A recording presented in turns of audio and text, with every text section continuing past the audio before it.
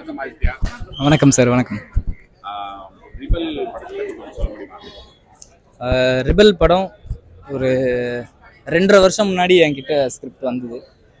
படித்த உடனே இப்போ சில படம்லாம் வந்து ஸ்கிரிப்ட் படிக்கும்போதே கண்டிப்பாக தெரிஞ்சிடும் அதோட ரிசல்ட் எப்படி இருக்க போகுதுன்னு. ஸோ அப்படி எனக்கு தெரிஞ்சு ரொம்ப கான்ஃபிடெண்ட்டாக நான் இறங்கின படம் தான் ரெபல்.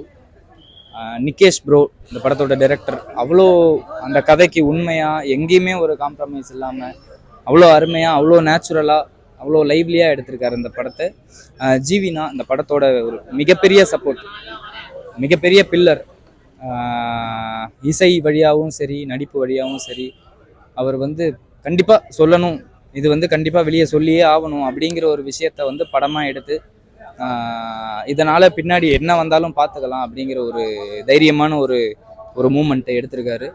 ஸோ கண்டிப்பாக அதுக்காகவே எல்லாரும் இந்த படத்தை சப்போர்ட் பண்ணி போய் தியேட்டரில் பார்த்தீங்கன்னா, நீங்கள் பார்த்துட்டிங்கன்னா போதும், உங்களுக்கு எல்லாருக்கும் கண்டிப்பாக பிடிச்சிருங்கிற நம்பிக்கை எங்கள் டீம் மொத்தத்துக்கும் இருக்குது. ஸோ கண்டிப்பாக இதை தியேட்டரில் மட்டும் போய் பாருங்கள், உங்கள் எல்லாருக்கும் டெஃபினட்டாக இது பிடிக்கும். உங்கள் மனசில் வந்து அவ்வளோ ஸ்ட்ராங்காக நிற்கக்கூடிய ஒரு படமாக தான் ரெபல் அமையும் அப்படின்னு வந்து நான் ரொம்ப ஆழமாக நம்புகிறேன். தேங்க்யூ.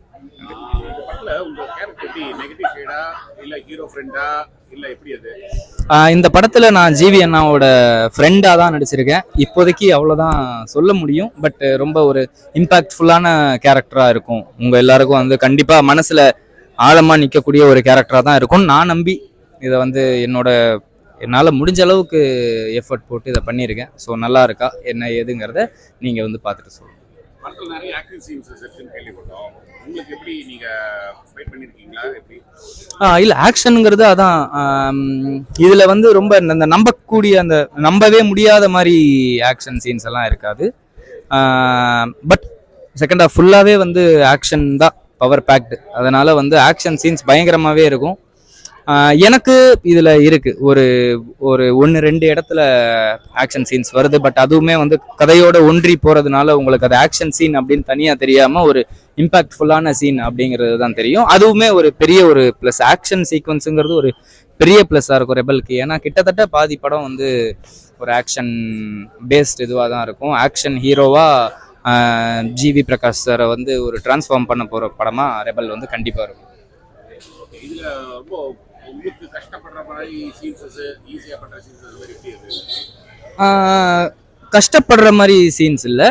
பட் ஒரு 2-3 சீன் ரொம்ப ரெஸ்பான்சிபிளாக இருந்தது. அந்த சீனை வந்து நம்மளோட ஃபுல்லஸ்ட் கொடுக்கலன்னா அது தப்பாக போயிடும் அப்படிங்கிற ஒரு ரேஞ்சில் இருந்தது. ஸோ அதனால் அது டிரெக்டரோட டேலண்ட் தான். திரும்ப அது எப்படி வேலை வாங்கணும்னு அவருக்கு தெரியும். ஸோ ஃபுல் ஃப்ரீடம் கொடுத்து எங்கெங்கே சொல்லி கொடுக்கணுமோ சொல்லி கொடுத்து அவருக்கு தேவையான விஷயத்த எங்ககிட்ட இருந்து கரெக்டாக வாங்கியிருக்காரு.